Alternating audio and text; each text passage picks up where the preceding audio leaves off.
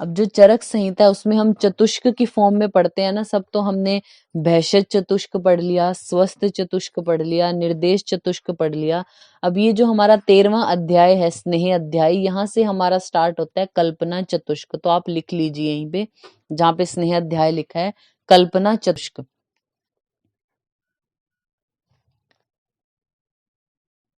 अब यहीं लिख लीजिए स्नेह अध्याय में कुल 25 क्वेश्चन, यानी इस चैप्टर में जो शिष्य हैं वो अपने गुरु से 25 क्वेश्चन पूछते हैं, फिर वो एक एक करके इनका जो है वो आंसर करेंगे। तो इस बारे में है ये पूरा चैप्टर।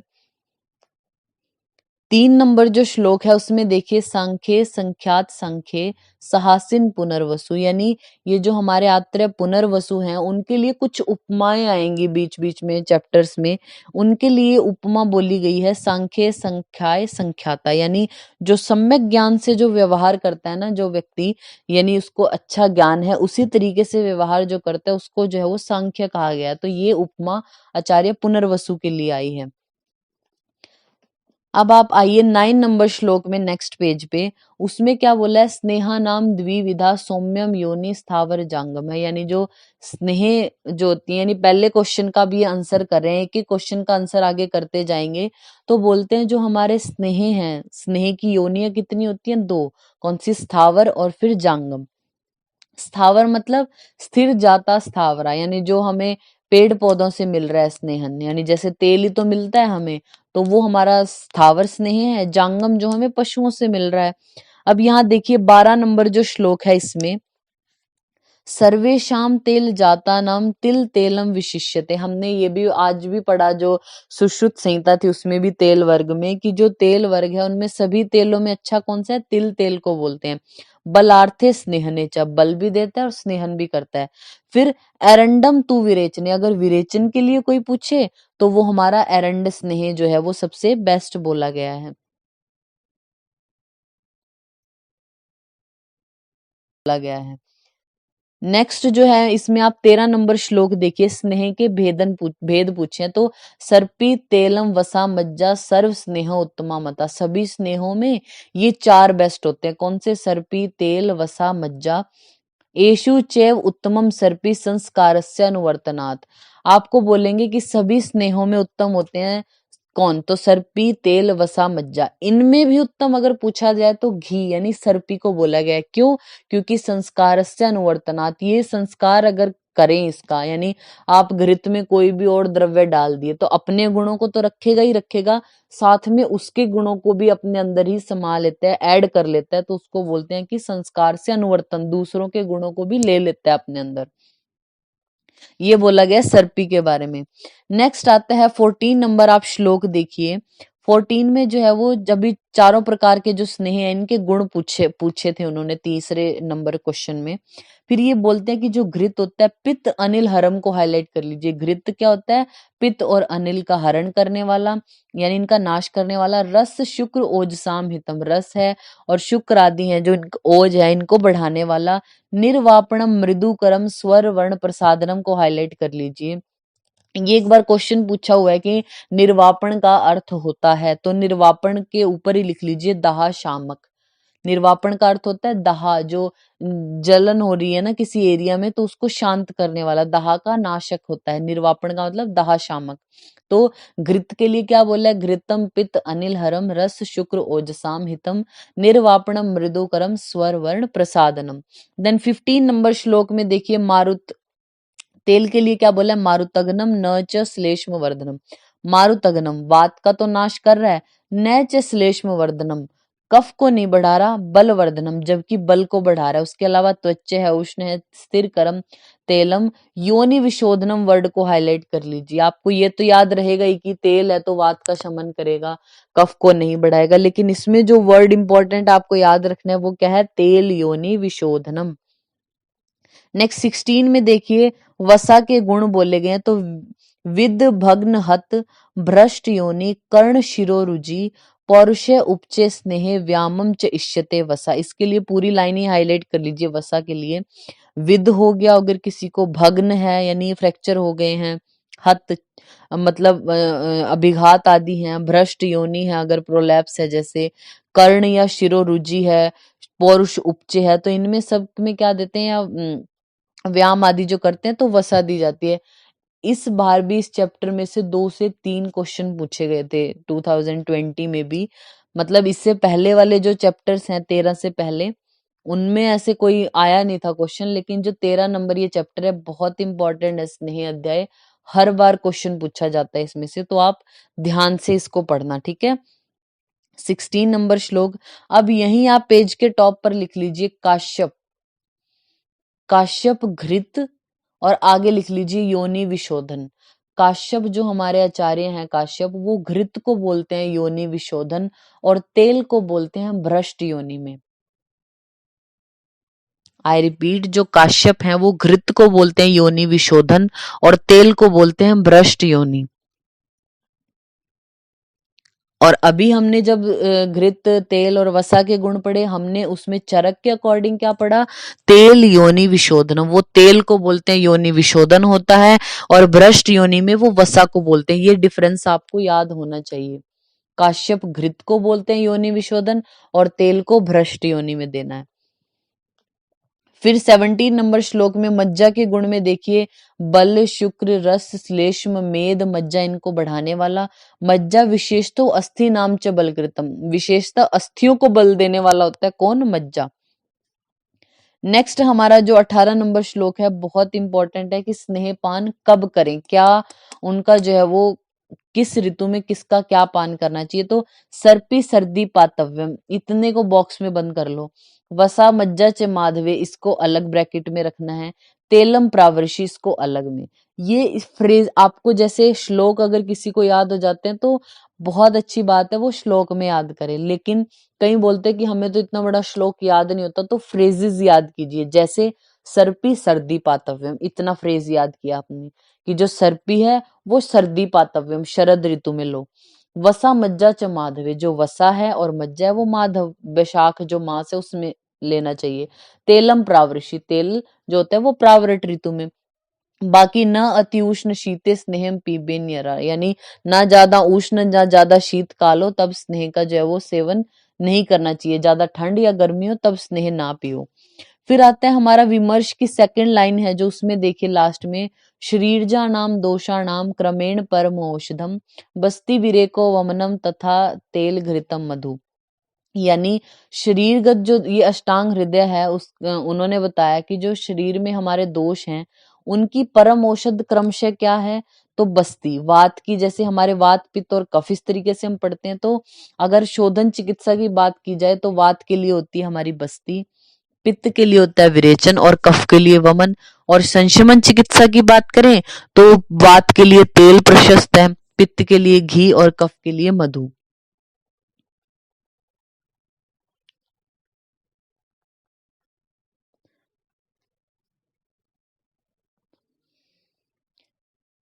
विदुषी 13 श्लोक के बाद हमने जो है वो 14 श्लोक है, जो है हमारा 19 नंबर, उस पे आ जाइए।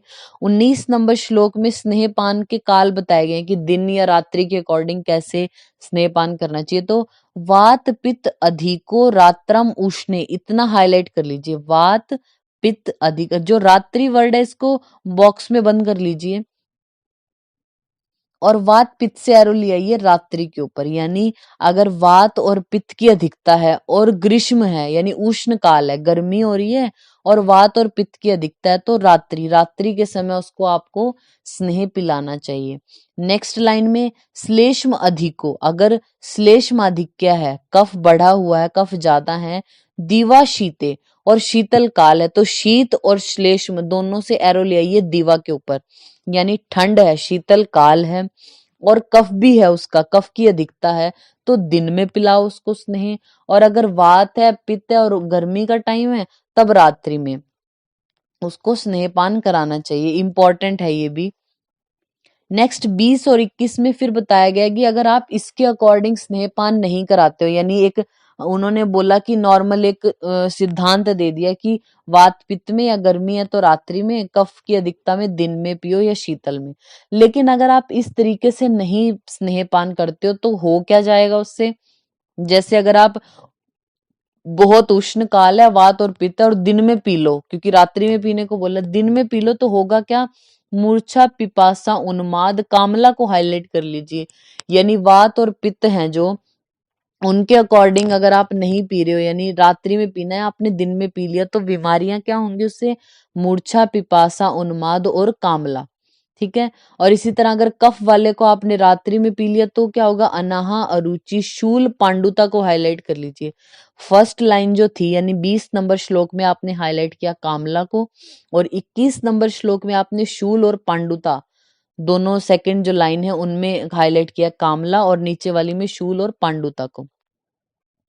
नेक्स्ट फिर आता है, उन्होंने जो क्वेश्चन पूछा होगा उसके अकॉर्डिंग अब अनुपान बता रहे हैं। नेक्स्ट प्रश्न का उत्तर जो है वो दे रहे हैं 22 नंबर श्लोक में, कि स्नेह जब आपने पी लिया उसके बाद अनुपान क्या देना है, तो बोला है जलम उष्णम घृतम, यानी जलम उष्णम यानी उष्ण जल देना है, किसके बाद, घृतम, घी पीने के बाद आप उसको जब अनुपान देते हो तो गर्म पानी देना है। यूशम तेलम अनुशस्यते, अनु का मतलब बाद में, यानी तेल के बाद में यूशम शस्यते, यूश देना अच्छा है। वसा मज्जस्तु मंडा, वसा और मज्जा के लिए इकट्ठी चीजें बोलते हैं, तो वसा और मज्जा, मज्जा भी मैं से और मंड भी, तो वसा मज्जा के बाद देनी है मंड।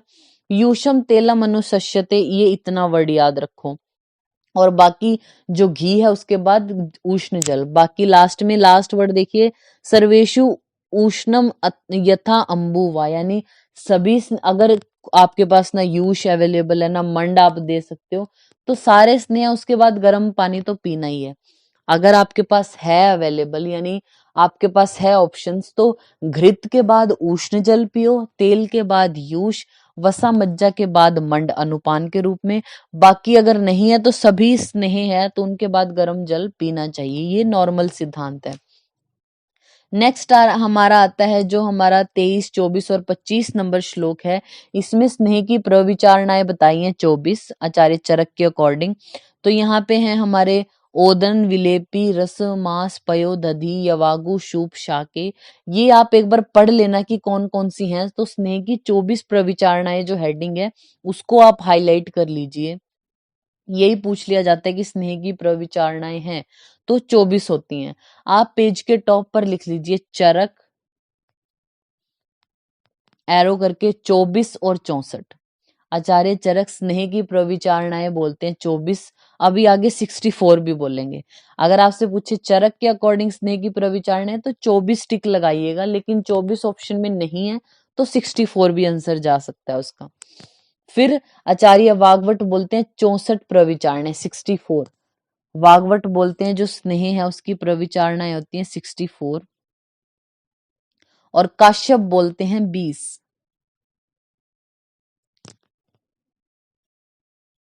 स्नेह की प्रविचारणाएं ये हेडिंग लिखा है, आप वहीं पे लिख लीजिए पेया नहीं है, मतलब ओदन है, विलेपी है, यवागु भी आएगा, पेया नहीं आती। स्नेह की जो 24 प्रविचारणाएं है उसमें पेया और कवल लिख लीजिए, पेया व कवल नहीं है। कवल हमने क्यों लिखवाया, क्योंकि कवल और गंडूश इकट्ठे आते हैं, तो गंडूश माना है स्नेह की प्रविचारणाओं में, कवल नहीं माना। नेक्स्ट हमारा आता है, आप निकाल लीजिए जो नेक्स्ट पेज है हमारा 264 में, अच्छे स्नेह के बारे में जहां पे बताया गया है। अच्छ पेय क्या बोलते हैं, अच्छ पेयस्तु यह स्नेह नैतम आहु विचारणाम, यानी जो स्नेह जिसमें आप विचारणा नहीं करते, मतलब कोई और चीज में कोई और चीज मिक्स नहीं करते। जैसे स्नेह की प्रविचारणाओं में तो आपने क्या किया था कि ओदन के रूप में, जैसे चावल ऐसे भात बनाया और उसमें स्नेह डाल के दे दिया, लेकिन इसमें क्या करते हैं कि अच्छ पेयस, केवल स्नेह का पान आप कर रहे हो, कोई विचारणा नहीं करते, कोई और चीज ऐड नहीं करते, उसको बोलते हैं अच्छ स्नेह। और लास्ट वर्ड देखिए श्लोक का, कल्पय प्राथमिक कल्पिक है, इसको प्राथमिक यानी मुख्य कल्पना बोला गया है स्नेह की, इसको हाईलाइट कर लीजिए। जैसे अगर आपने किसी को स्नेह पान कराना है, आपके पास और चीजें अवेलेबल है नहीं, स्नेह ही है आपके पास, तो सिर्फ स्नेह ही पिला दो ना, अच्छी, ये तो प्राथमिक कल्पना है ही है, उसको सिर्फ स्नेह ही पिला दो और कुछ मिक्स करके दो ही मत। फिर जो 28 नंबर श्लोक है इसकी हेडिंग देखिए यहाँ पे जो हिंदी में दी है, 64 प्रकार की प्रविचारणा, इस हेडिंग को ही हाईलाइट कर लीजिए बस आप, कि 64 प्रकार की प्रविचारणाएं भी बोलते हैं हमारे आचार्य चरक। फिर 29 नंबर श्लोक में देखिए आप, अहोरात्रम अहम कृष्णम अर्ध अहम च प्रतीक्षणे, यानी अहोरात्र, अहो मतलब हमारा दिन, रात्र मतलब रात, यानी एक दिन रात वो। फिर आता है हमारा अहम, अकेला दिन। एक तो पहला पॉइंट उन्होंने बोल दिया अहोरात्र मतलब दिन रात में, फिर बोल दिया अहम यानी दिन में, फिर आता है अर्ध अहम यानी आधे दिन में, जो पच जाए उसको प्रधान मध्यम ह्रस्व मात्रा कहा गया है, यानी जो आपको पूरे दिन रात में पच जाए। दिन रात का मतलब 12 घंटे का दिन होता है, 12 घंटे की रात, तो जो 24 घंटे में पच जाए, अहोरात्र में पच जाए, उसको बोलते हैं प्रधान मात्रा। अहम का मतलब जो दिन में पच जाए, दिन का मतलब होता है 12 घंटे, जो 12 घंटे में पच रही है वो मध्यम मात्रा। और अर्ध अहम आधे दिन का मतलब 6 घंटे में जो बच रही है वो ह्रस्व मात्रा उसको कहा गया। तो स्नेह की ये 3 प्रकार की मात्रा, यानी मात्रा के आधार पर 3 प्रकार का स्नेह, प्रधान, मध्यम और ह्रस्व। प्रधान में अहोरात्र में, मध्यम में अहम और हर्ष में अर्ध अहम। ठीक है, अब ये जो विमर्श है, यहाँ पे विमर्श जो लिखा है, इसमें आप 7th लाइन देखिए विमर्श की। सुश्रुत ने स्नेह की मात्रा 5 प्रकार की बताई है। ठीक है, 5 प्रकार की बताई है। चाहो तो आप पेज के टॉप पर लिख दो, या फिर आपके पास कोई और नोट पैड वगैरह है जिसपे आप नोट करते एक्स्ट्रा चीजें, वहां पे आप लिख लीजिए जो हम आपको बताएंगे अभी। फर्स्ट पॉइंट लिखिए सुश्रुत के अनुसार, चतुर्थांश बीत जाने पर, यानी दिन का जो है वो चतुर्थांश बीत जाने पर, दिन का चतुर्थांश क्या हो गया, यानी 12 घंटे का 1/4 क्या हो गया, 3 घंटे, यानी 3 घंटे में जो पच जाए वो मात्रा होती है एक। तो चतुर्थांश बीत जाने का मतलब ब्रैकेट में लिख लीजिए 3 आवर्स, उसका एरो करके लिख लीजिए। ये मात्रा कब देते हैं, जब अल्प दोष हो और अग्नि तीव्र हो। अग्नि तीव्र करनी है मतलब अग्नि को तीव्र करने के लिए, और अल्प दोष हो तब ये मात्रा दी जाती है, जो चतुर्थ भाग गते अहनी, यानी चतुर्थांश बीत जाने पर, यानी 3 घंटे अगर बीत गए, इतने में पच गई, तो वो अग्नि का दीपन करेगी और अल्प दोषों में दी जाती है। फिर आता है आधा दिन, आप लिख लीजिए अर्ध दिवस। आधा दिन मतलब ब्रैकेट में लिख लीजिए 6 आवर्स, 6 घंटे में जो पच जाए उसके आगे एरो करके लिख लीजिए ये कब देंगे, मध्यम दोष में और वृश्य और बृहण के लिए। वृश्य अगर वृश्य पर्पज से दे रहे हो, बृहण करने के लिए दे रहे हो, तो ये मात्रा दो, और मध्यम दोष में देते हैं जो आधे दिन में यानी 6 घंटे में पच जाए। फिर थर्ड हमारा मात्रा जो होती है चतुर्थांश शेष रहने पर। चतुर्थांश शेष रहने पर ब्रैकेट में लिख लीजिए 9 आवर्स। पहला हमारा पॉइंट था चतुर्थांश बीत गया। चतुर्थांश बीत गया मतलब 3 घंटे जा चुके, तो 3 घंटे वाली कौन सी है, जो अग्नि तीव्र कर रही थी, अल्प दोषों में दी गई थी। फिर आता है आधे दिन वाली हमारी होती है, यानी अर्ध दिवस पे 6 घंटे वाली, वो वृश्य, बृहण और मध्यम दोषों में।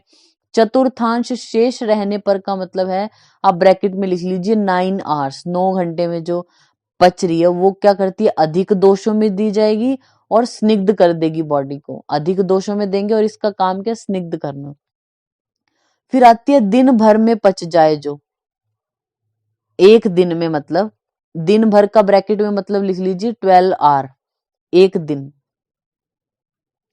तो ये मात्रा किसको देते हैं, ग्लानि मूर्छा मद। आप लिख लीजिए 12 घंटे में जो पच रही है आचार्य सुश्रुत के अकॉर्डिंग, यानी दिन भर में जो पच रही है वो किसमें दे सकते हैं, ग्लानि, मूर्छा और मद को छोड़कर सभी रोगों में लाभकारी है।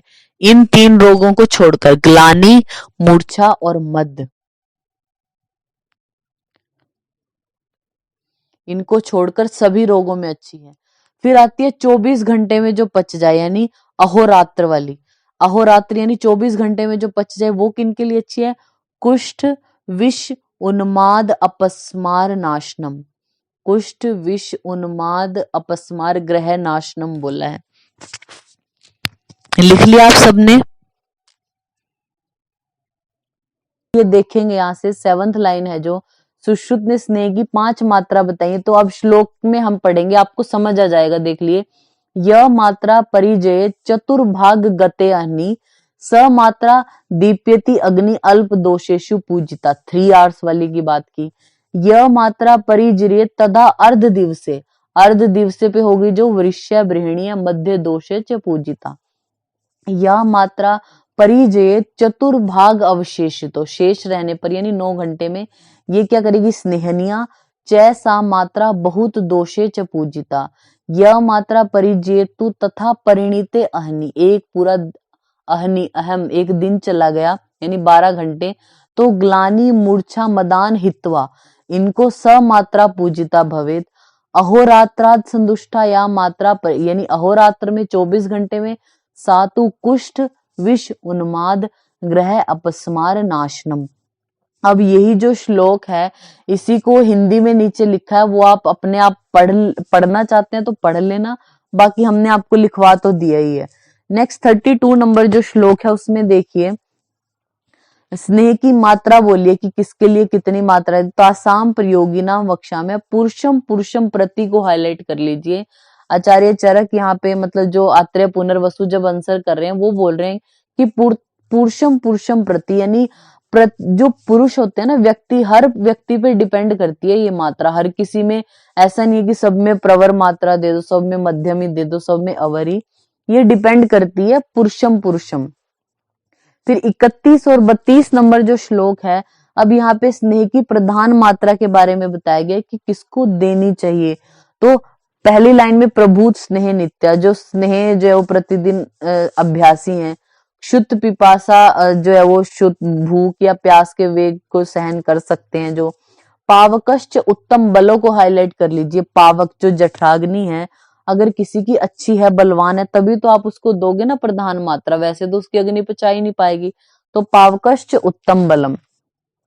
32 नंबर श्लोक में फर्स्ट वर्ड है गुल्मिने को हाईलाइट कर लीजिए। गुल्म का पेशेंट, सर्प दंष्ट का पेशेंट हाईलाइट कर लीजिए, विसर्प का पेशेंट इसको भी हाईलाइट कर लीजिए। फिर उन्माद, कृच्छ मूत्र और गाढ़ वर्च इनको हाईलाइट कर लीजिए आप। 6 कंडीशन, गुल्म, सर्प दंष्ट, विसर्प, उन्माद, मूत्र कृच्छ और गाढ़ वर्च यानी हार्ड स्टूल है अगर, तो आपको क्या करनी है, उसको कौन सी स्नेह की मात्रा देनी है, प्रधान। तो प्रधान मात्रा में आपको क्या याद रखना है, अगर पावकश्च उत्तम बलम, अग्नि का बल उत्तम है, गुल्म है, सर्प दंष्ट है, विसर्प है, उन्मत्त, कृच्छ मूत्र या गाढ़ वर्च तो उत्तम मात्रा आप देते हैं।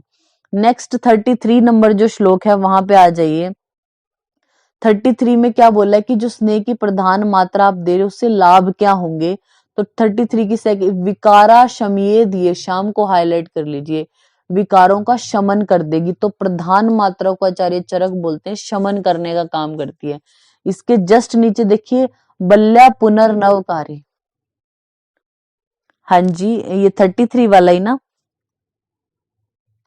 हाँ जी, 33 में जो सेकंड लाइन है ना, पहले तस्य पाने गुणा श्रृणु, अब इसके गुण सुनिए। विकारा शमियेद ये शाम है, इसको हाईलाइट कर लीजिए।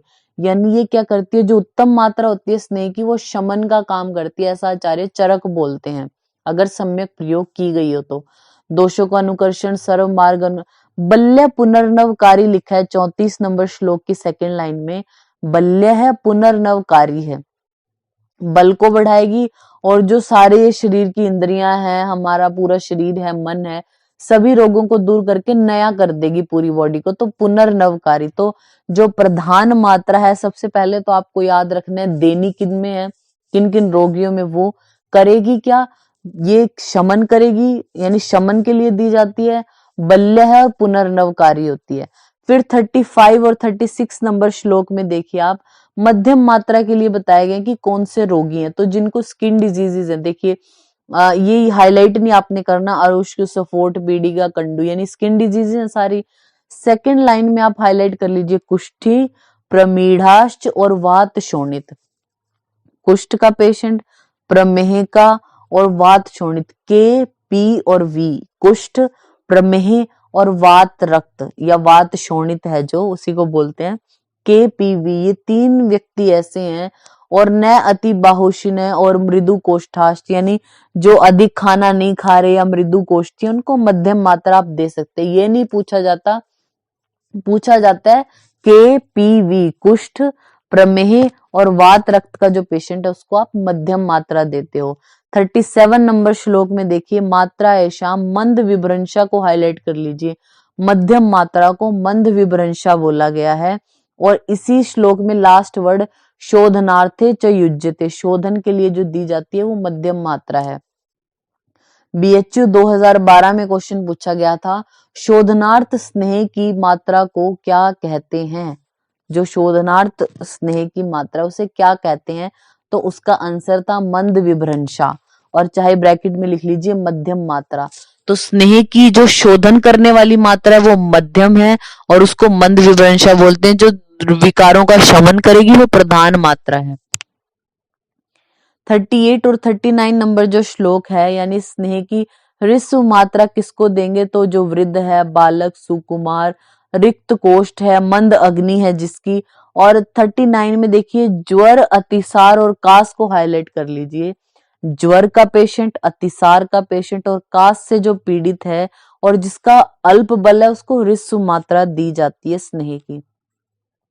40 नंबर जो श्लोक है उसमें देखिए ह्रस्व मात्रा जो है वो स्नेहन, उसके गुण क्या है? फर्स्ट लाइन में लास्ट है स्नेहनम ब्रीहिणी, स्नेहन करती है, ब्रीहण है, वृष्य है, बल्य है, निर्बाधा, निर्बाधा कोई बाधा नहीं उत्पन्न करती। तो हमारे जो ये स्नेह की मात्रा है प्रधान, मध्यम और ह्रस्व मात्रा ये हमने की है।